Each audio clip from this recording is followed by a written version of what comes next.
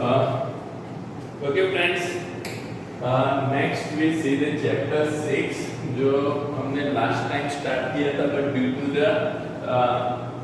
Software issue we can not continue it. हम यहाँ पे इसको पूरा यहाँ पे देखते हैं। तो इलेक्ट्रोमैग्नेटिक इंडक्शन एक्चुअली क्या है? तो इलेक्ट्रोमैग्नेटिक इंडक्शन मतलब कि हमको पता है कि when we pass the electric current into any conductor, at that time the magnetic field is induced surrounding the conductor। तो ये हम फोर्थ चैप्टर में पढ़ चुके हैं। तो यहाँ पे ऐसे बहुत सारे साइंटिस्ट थे कि जिन्होंने ये चीज पे रिसर्च किया कि भाई जब यहाँ पे हम कंडक्टर में इलेक्ट्रिक करंट को पास करते हैं, जिसकी वजह से यहाँ पे मैग्नेटिक फील्ड इंड्यूस होती है, then the same as if we move the या if we use the varying magnetic field and place the conductor in varying magnetic field, if place conductor in varying magnetic field,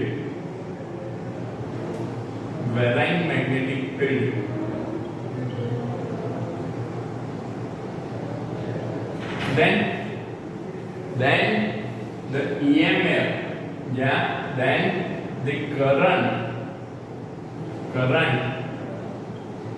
induced in conductor। That means if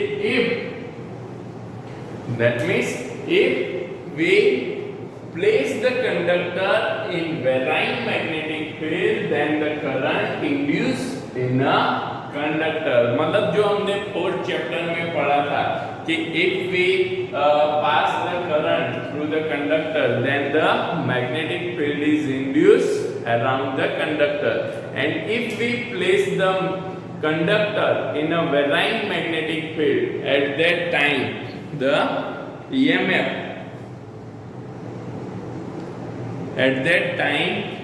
EMF, or current is induced in a conductor। So this effect is called the electromagnetic induction।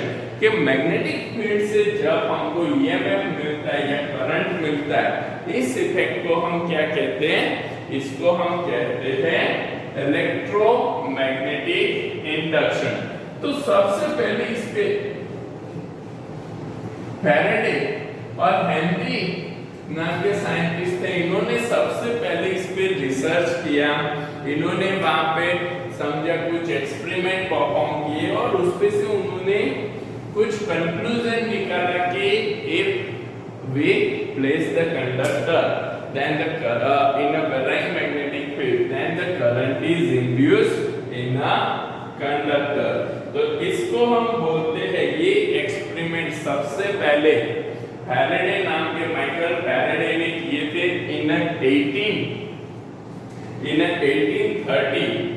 Around 1830 Michael Faraday ने ये experiment करके अपने research paper में उन्होंने demonstrate किया कि भाई हम यहाँ पे वेराइंग मैग्नेटिक फील्ड को यूज करके EMF इंड्यूस कर सकते। इस चीज को हम बोलते हैं इलेक्ट्रोमैग्नेटिक इंडक्शन। और इसी कंसेप्ट पे से हमको यहाँ पे फैराडे के एक्सपेरिमेंट को स्टडी करना है। हमको यहाँ पे क्या करना है? फैराडे एक्सपेरिमेंट स्टडी करने हैं। ओके, तो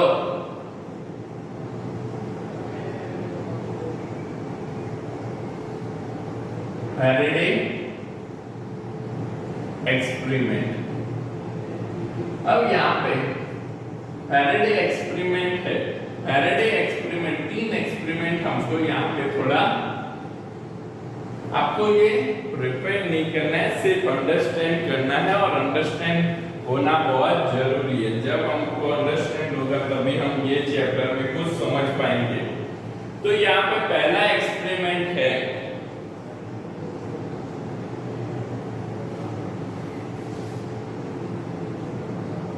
Faraday experiment, Faraday experiment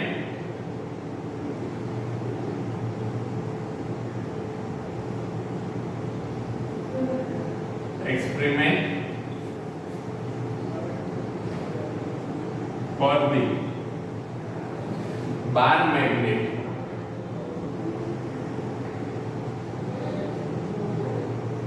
and coil, bar magnet and coil for generation of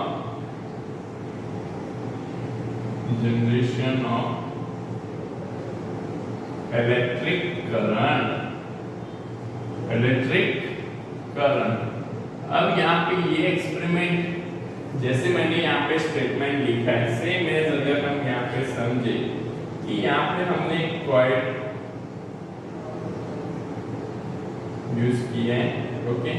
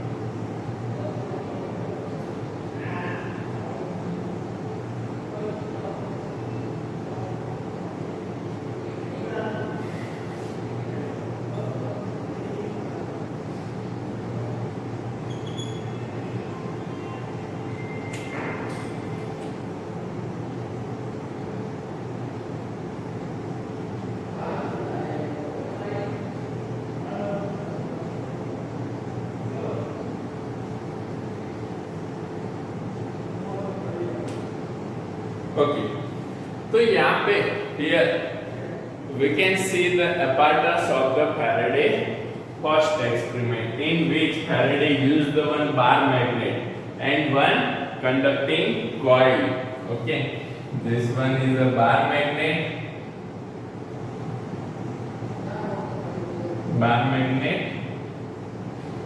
and conducting coil. So in which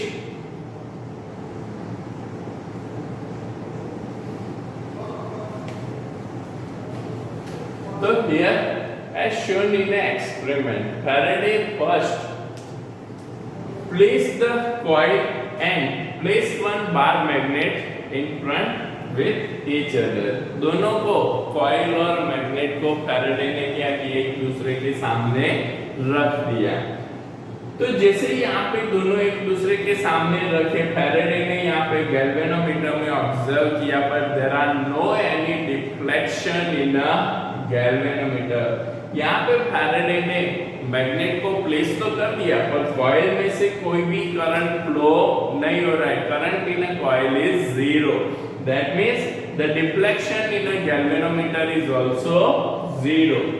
At that time Faraday little bit disappointed, but when the Faraday moved the magnet little bit towards the coil, Faraday ने जैसे ही magnet को थोड़ा coil की direction में move किया, at that time the needle of the galvanometer shows the deflection momentarily। तो यहाँ पे गैल्वेनोमीटर में उसने देखा कि यहाँ नीडल का कुछ क्या हो रहा है, डिफ्लेक्शन हो रहा है। अब तो उस पे से गैल्वेनोमीटर में डिफ्लेक्शन हुआ, दैट मींस कि यहाँ पे क्या हुआ कि कॉइल में करंट इंड्यूस हुआ। तो जैसे ही Faraday ने मैग्नेट को थोड़ा कॉइल की डायरेक्शन में मूव किया, जिसकी वजह से कॉइल में क्या हुआ, करंट इंड्यूस हुआ, और ये करंट की वजह से गैल्वेनोमीटर में डिफ्लेक्शन हमको देखने मिला। तो सेम Faraday ने फिर क्या किया, तो he move the galvanometer, move the magnet in a forward direction. North pole of the magnet is moved in a forward direction. At that time, the magnetic field of the bar magnet is coupled with the coil। Coil के साथ ये magnetic field क्या हो रही है, coupled हो रही है। But due to the motion of the bar magnet, ये जो मैग्नेटिक फील्ड होती है वो कंटिन्यूअसली क्या होती है, varying magnetic field. Due to the motion हमको यहाँ पे क्या मिलता है, वेराइंग मैग्नेटिक फील्ड मिलती है। Due to this varying magnetic field, due to this varying magnetic field current induce in coil, यहाँ पे क्या हो रहा है, करंट कॉइल में इंड्यूस हो रहा है। ओके, तो फैराडे ने यहाँ पे फिर अपने एक्सपेरिमेंट को और आगे एक्सटेंड करते हुए उसने क्या किया कि he moved the magnet in a reverse direction, north pole जो है उसको उसने क्या किया, रिवर्स, पहले फॉरवर्ड ले गया फिर वापस इसको रिवर्स ले गया। तो when the direction of the motion is reverse, तो यहाँ पे फैराडे ने जैसे ही मैग्नेट को रिवर्स में लिया उस टाइम पे उसने ऑब्जर्व किया कि deflection in a galvanometer shows in a opposite direction. Deflection हमको कैसा मिलता है, ऑपोजिट डायरेक्शन में डिफ्लेक्शन मिलता है। तो यहाँ पे from this Faraday conclude that if reverse the direction of motion, direction of motion, then the direction of current is also reverse, direction of current is also reverse। तो यहाँ पे क्या हो रहा है बेटा कि हमने मोशन की डायरेक्शन को रिवर्स किया तो करंट की डायरेक्शन भी क्या हो रही है, रिवर्स हो रही है। ओके, तो यहाँ पे एक तो चीज हम क्या कंक्लूड फैराडे एक्सपेरिमेंट पे से क्या अंडरस्टैंड कर सकते हैं कि when the varying magnetic field is coupled with the coil eight that time the current is induced in a coil and because of this galvanometer shows the deflection. Second, when we reverse the direction of motion then the direction of current is also reversed। Third उसने क्या किया in the experiment, he changed the polarity of the bar magnet, कि जैसे यहाँ पे north है, north pole को reverse करके क्या कर दिया, साउथ, और साउथ को कर दिया नॉर्थ, मतलब मैग्नेट को 180 डिग्री रोटेट कर दिया ना। तो अब उसने क्या किया, तो south pole of the bar magnet is move towards the coil, south pole coil की डायरेक्शन में मूव करता है। ओके, समझना। तो यहाँ पे हमने क्या किया, पहले क्या मोशन कर रहा था, नॉर्थ पोल मोशन कर रहा था, अब क्या मोशन कर रहा है, साउथ पोल मोशन कर रहा है। तो जैसे ही हमने नॉर्थ से साउथ किया मतलब पोलैरिटी यहाँ पे रिवर्स हो गई, तो पोलैरिटी रिवर्स होती है तो करंट की डायरेक्शन भी यहाँ पे क्या हो जाएगी, रिवर्स हो जाएगी। मतलब कि नॉर्थ पोल जब मोशन कर रहा था कॉइल की डायरेक्शन में, उस टाइम पे करंट की जो डायरेक्शन थी साउथ पोल मोशन करेगा तो उसके रिवर्स डायरेक्शन हमको मिलेगी। नॉर्थ पोल मोशन कर रहा था उससे रिवर्स डायरेक्शन हमको साउथ के लिए मिलेगी। दैट मींस कि उसपे से उसने क्या कंक्लूड किया कि रिवर्स द पोलैरिटी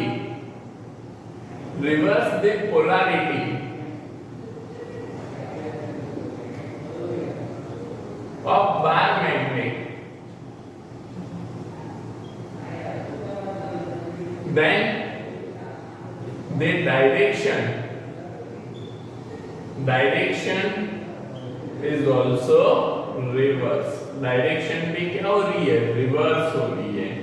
ओके, तो यहाँ पे फोर्थ पॉइंट क्या है कि reverse the polarity of bar magnet then the direction is also reverse. Current की डायरेक्शन, किसकी डायरेक्शन, करंट की डायरेक्शन भी रिवर्स हो जाती है। ओके, तो ये इसने देन आफ्टर फैराडे ने क्या किया कि he placed the bar magnet steady, bar magnet को स्टेडी किया एंड सेम मोशन किसकी करवाई, कॉइल की मोशन की। मतलब ये समझो कि ये हमारा बार मैग्नेट क्या है, स्टेडी है, और यहाँ पे क्या हो रहा है, कॉइल मोशन कर रहा है। At that time we get the same result. जैसे हम बार मैग्नेट को स्टेडी रखते हैं और कॉइल को मोशन करते हैं, तो जो रिजल्ट हमने बार मैग्नेट को मोशन करवाए, वैसे ही सेम रिजल्ट हमको कॉइल को मोशन करने पे मिलते हैं। ओके, तो फ्रॉम द फर्स्ट एक्सपेरिमेंट हम ये कंक्लूड कर सकते हैं कि जब भी फेराइट मैग्नेटिक फील्ड किसी कॉइल के साथ कपल्ड होती है, at that time current is induced in a coil. Second point क्या है, तो सेकंड पॉइंट है, if we reverse the direction of motion, then the direction of induced current is also reverse. And third point क्या है कि reverse the polarity of bar magnet, then the direction of the current is also reverse. current की direction भी यहाँ पे क्या हो जाती है, reverse हो जाती है। And fourth point क्या है कि instead of bar magnet, if we move the coil at that time we get the same result. Bar magnet की जगह पे हम कॉइल को भी मूव करवाते हैं तो भी हमको सेम रिजल्ट मिलते हैं। ओके बेटा, तो ये 4 पॉइंट है जो बेसिक चीजें हैं कि जो आपको अंडरस्टैंड करनी है कि जो आप लोगों ने आपके माइंड में जनरेटर का कंसेप्ट आता है, तो जनरेटर में क्या होता है, बड़े हैवी मैग्नेट होते हैं और उसके अंदर कॉइल होती है। तो ये वही कंसेप्ट है कि जनरेटर का जो कंसेप्ट है वही है, मैग्नेट है और कॉइल है। मैग्नेट और कॉइल में से किसी एक को जब हम मोशन करवाते हैं तो वहां पे करंट इंड्यूस होता है, जिसकी वजह से ईएमएफ हमको मिलता है। तो ये एक्सपेरिमेंट फैराडे ने परफॉर्म किया था। तो ये हुआ फैराडे का फर्स्ट एक्सपेरिमेंट। इसको आपको रटना नहीं है, सिर्फ अंडरस्टैंडिंग के लिए आपको चाहिए। अब हम समझते हैं सेकंड एक्सपेरिमेंट।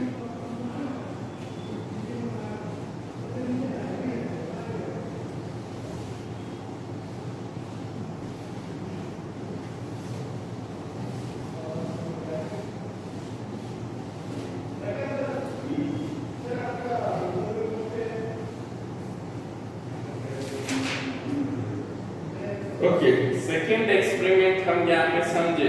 तो सेकेंड एक्सपेरिमेंट क्या है, discuss Faraday experiment.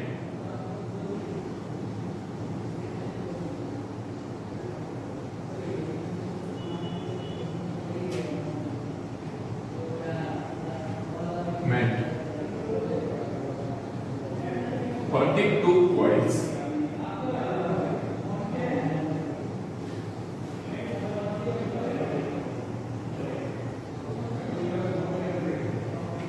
two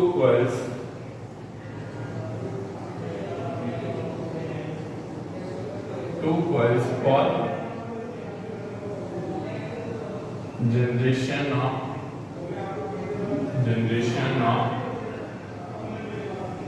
electric current। Okay, electric current या ईएमएफ हम लिख सकते हैं। ओके, तो यहाँ पे क्या है, discuss Faraday experiment of the two coils for generation of electric current. तो इसको मैं यहाँ पे वो कॉइल बना देता हूँ।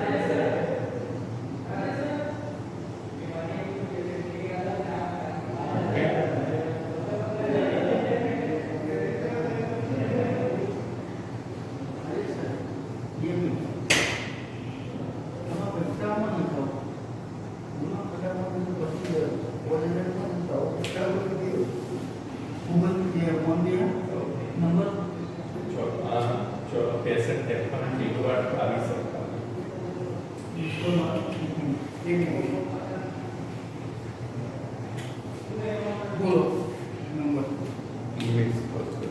नंबर 2 पर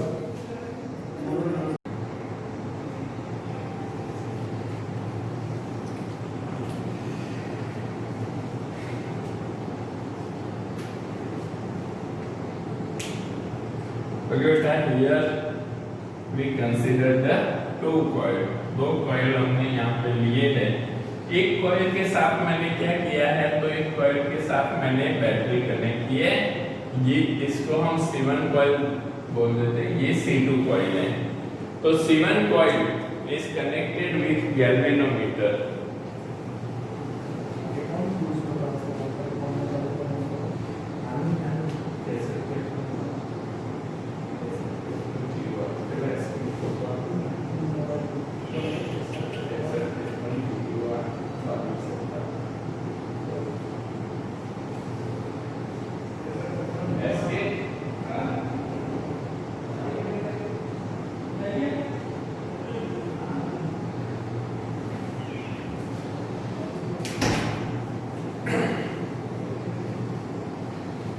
तो यहाँ पे हमने पहली कॉइल के साथ गैल्वेनोमीटर कनेक्ट किया है, दूसरी कॉइल के साथ हमने यहाँ पे डीसी सोर्स वोल्टेज हमने कनेक्ट किया है।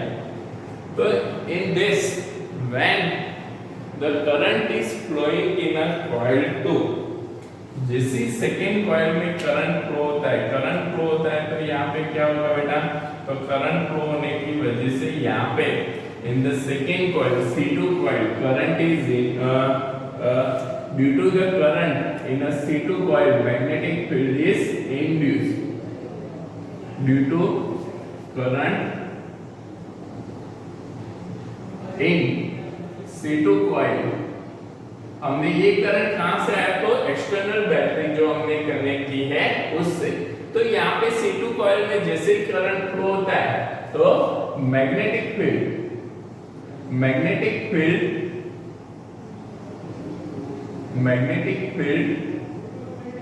induced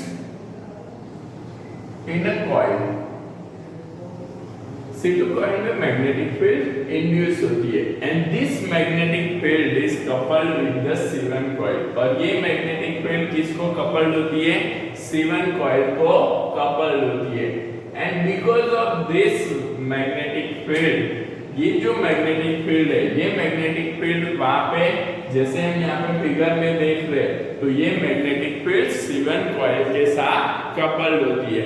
but due to the constant magnetic field, यहाँ पे जो करंट जा रहा है वो कैसा है, कांस्टेंट, क्योंकि डीसी सोर्स है तो करंट भी क्या है बेटा, कांस्टेंट है।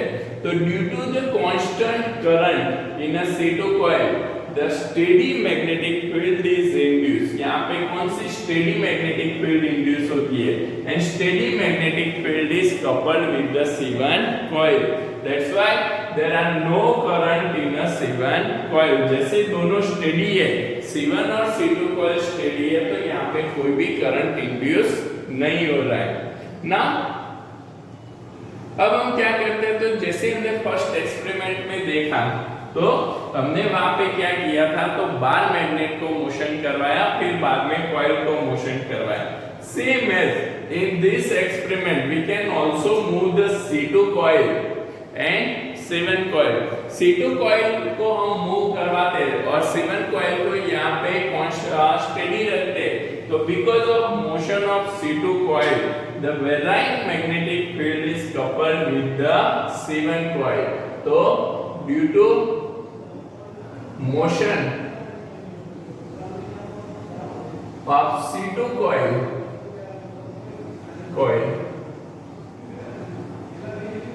varying magnetic field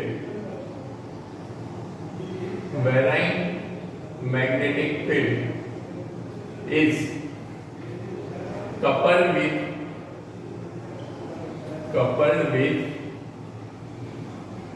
C1 coil and current induced in C1 coil। तो यहाँ पे जैसे ही C2 कॉइल मोशन करना स्टार्ट करती है तो valine magnetic field C1 coil के साथ कपल्ड होती है और valine magnetic field C1 coil के साथ कपल्ड होती है, जिसकी वजह से यहाँ पे C1 कॉइल पे वेलाइन मैग्नेटिक फील्ड कपल्ड होती है, जिसकी वजह से C1 कॉइल में क्या हो रहा है, करंट यहाँ पे इंड्यूस हो रहा है। Okay, now if we make the C2 coil steady and move the C1 coil, at that time we get the same result। मतलब कि हमने पहले C2 को मोशन करवाया और C1 को स्टेडी रखा, तो हमको जैसे कॉइल में करंट मिल रहा है सेम टू सेम, हम C2 कॉइल को यहाँ पे स्टेडी रखते हैं और C1 कॉइल को मोशन करवाते हैं तो भी हमको सेम रिजल्ट यहाँ पे मिलता है। हमको क्या है, यहाँ पे सेम रिजल्ट मिल रहा है। तो this is the second experiment of the Faraday in which Faraday used the two coil instead of magnet।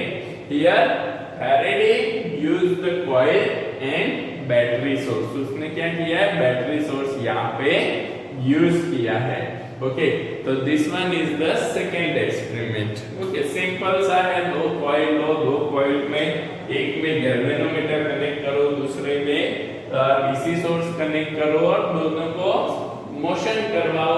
दोनों के रिलेटिव मोशन की वजह से यहाँ पे करंट इंड्यूस होता है। Okay, so this one is the second experiment of the Faraday। okay, हम यहाँ पे अब थर्ड एक्सपेरिमेंट, थर्ड और लास्ट एक्सपेरिमेंट समझ लेते हैं, फिर उस पे से हम Faraday एक्सपेरिमेंट के कंक्लूजन लिखेंगे जो हमको 2 मार्क्स में पूछते हैं। Conclusion of the Faraday experiment. तो यहाँ पे थर्ड एक्सपेरिमेंट हम समझे, तो थर्ड एक्सपेरिमेंट में क्या है,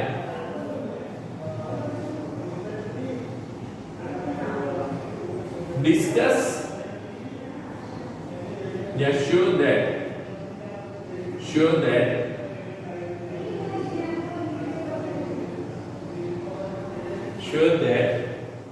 Faraday experiment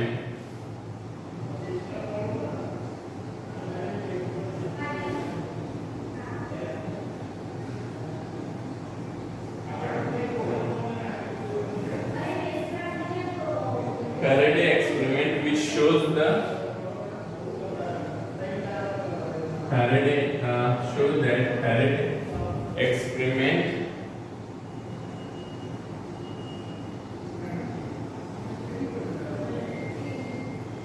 in Faraday's experiment relative motion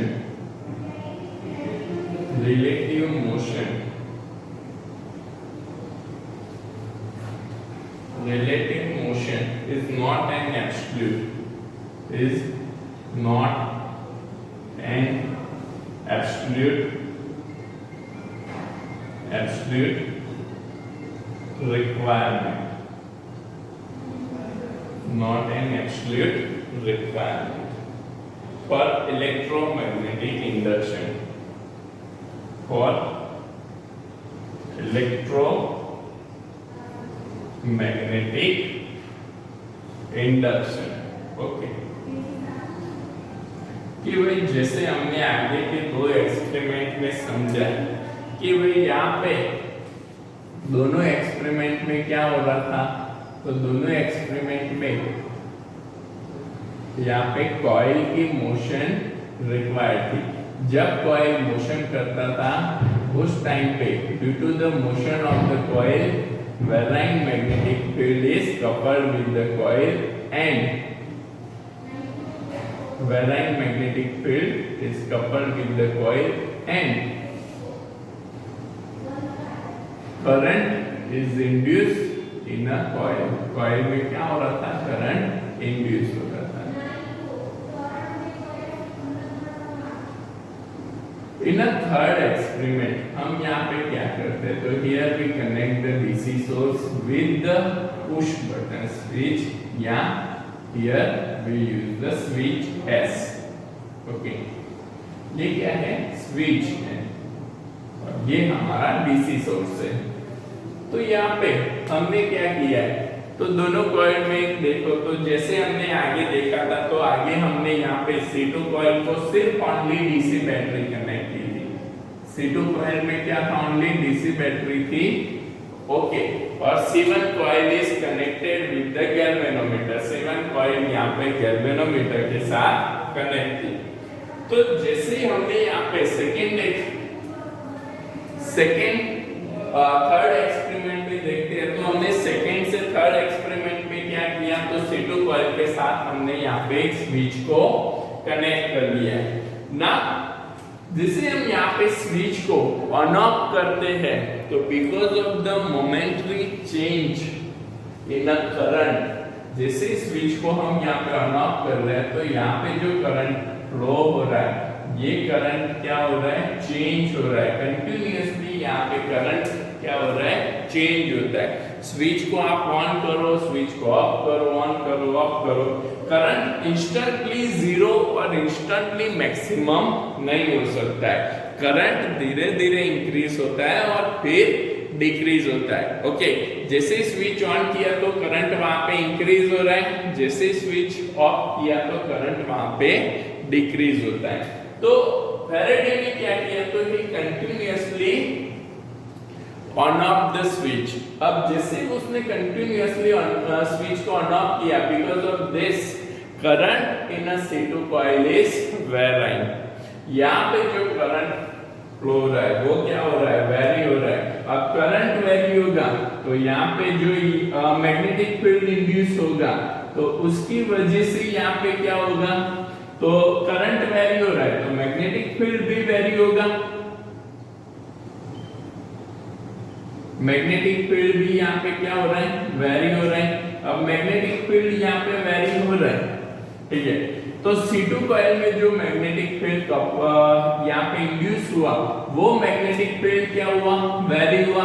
तो because of this variable magnetic field which is coupled with the C1 coil, ये मैग्नेटिक फील्ड किसके साथ, C1 कॉइल के साथ भी कपल्ड हो रहा है। तो magnetic field in a C1 coil is also varying. यहाँ पे C1 कॉइल में जो मैग्नेटिक फील्ड है वो भी क्या है, वेराइंग मैग्नेटिक फील्ड है। And because of this varying magnetic field in a C1 coil,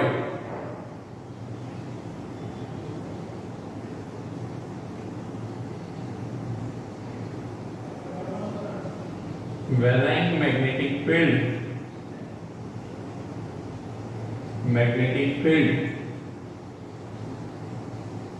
in C1 coil,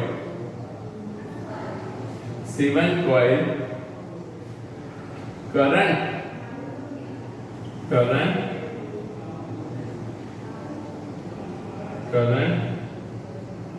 induced in C1 coil।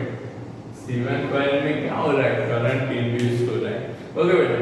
तो हमने यहाँ पे सिंपली क्या किया, तो in a C2 coil we can connect the battery source with the switch, and when Faraday on off the switch, at that time current flowing through the C2 coil is vary।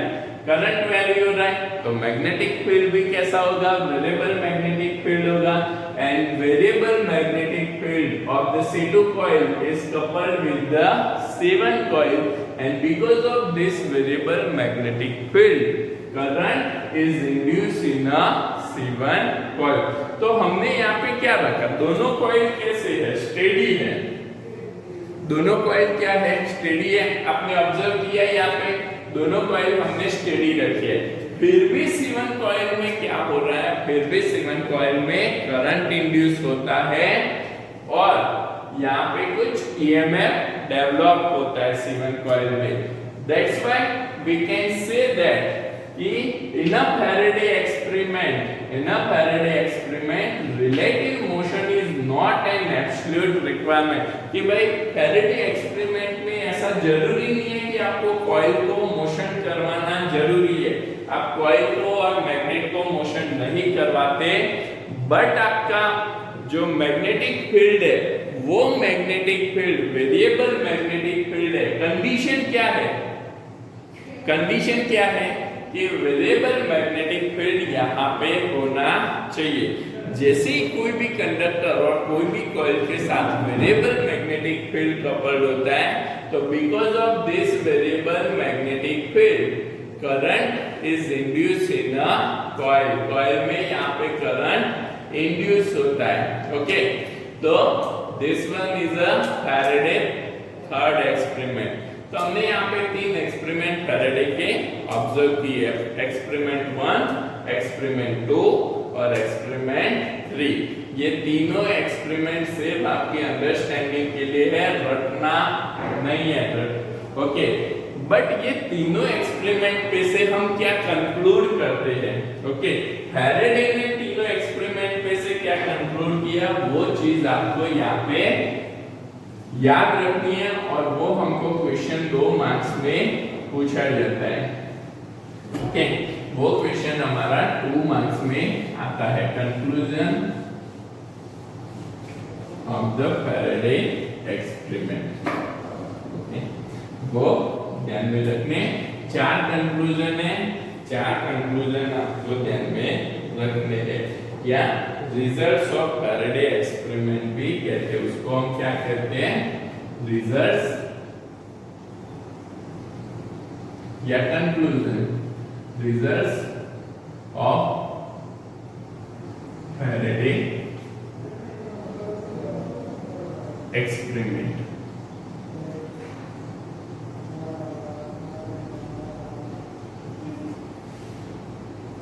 तो यहाँ पे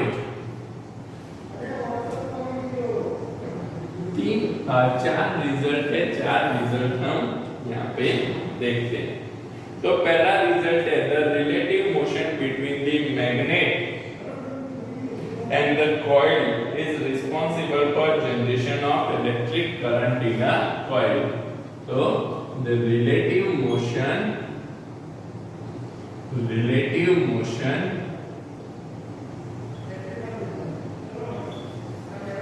between coil and magnet या और coil, क्योंकि either magnet हो या दूसरी coil हो तो भी। तो the relative motion between coil and magnet or coil is responsible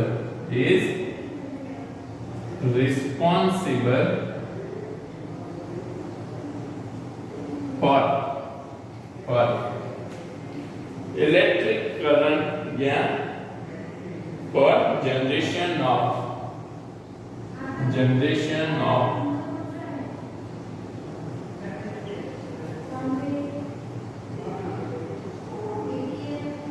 electric current।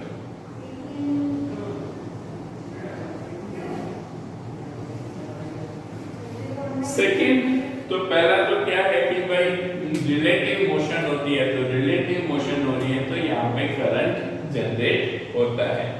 Second, if the relative motion between the magnet and the coil is increased decrease, if the relative motion between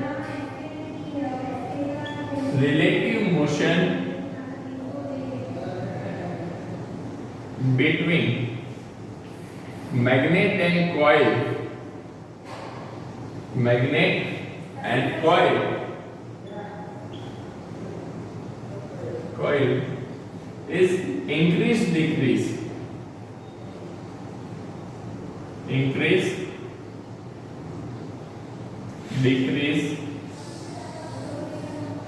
if the relative motion between magnet and coil is increase decrease, then more or less current induce in coil। Okay, मतलब कि suppose हम जो magnet है वो magnet की speed को increase करते या डिक्रीज करते, तो यहाँ पे अगर स्पीड को हम इंक्रीज करते हैं तो ज्यादा करंट इंड्यूस हो रहा है, स्पीड को हम डिक्रीज करते हैं तो कम करंट यहाँ पे इंड्यूस होता है। थर्ड पॉइंट क्या है?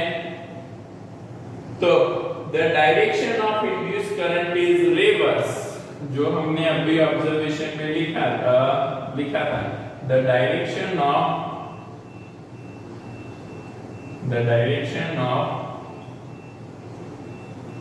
Induce current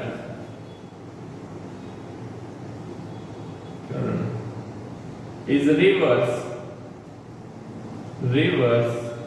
if the direction of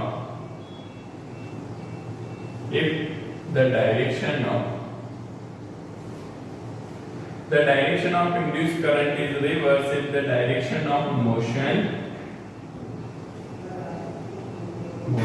is reverse, कि मोशन की डायरेक्शन अगर हम रिवर्स करते हैं, तो करंट की डायरेक्शन भी यहाँ पे क्या हो जाती है? रिवर्स हो जाती है। ओके, तो पहला relative motion, second one, okay, relative motion increase decrease करते हैं तो करंट भी क्या होता है? इंक्रीज डिक्रीज, मोर और less. And third one direction reverse, current की डायरेक्शन भी मोशन की डायरेक्शन रिवर्स करते हैं तो करंट की डायरेक्शन भी रिवर्स हो जाती है। फोर्थ टॉपिक हम देखते हैं कि यहाँ पे बात हमने क्या की है? तो हमने यहाँ पे बात की है रिलेटिव मोशन। हमने बात किसकी की है? रिलेटिव मोशन की। तो if the magnet and coil, if the magnet and coil is moving with same speed, दोनों समझो कि दोनों सेम स्पीड से एक ही डायरेक्शन में चल रहे हैं। ओके, मींस रिलेटिव मोशन क्या हो गया? रिलेटिव मोशन जीरो,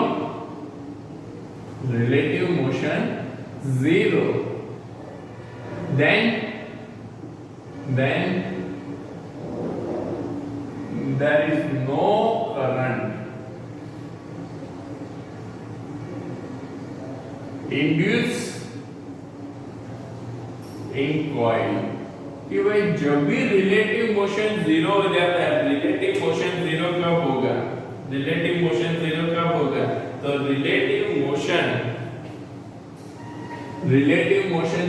होता है? जब दोनों कॉइल मोशन कर रही है, सेम डायरेक्शन में मोशन कर रही है with the same speed. Okay, दोनों कॉइल या कॉइल और magnet both are moving in a same direction with the same speed.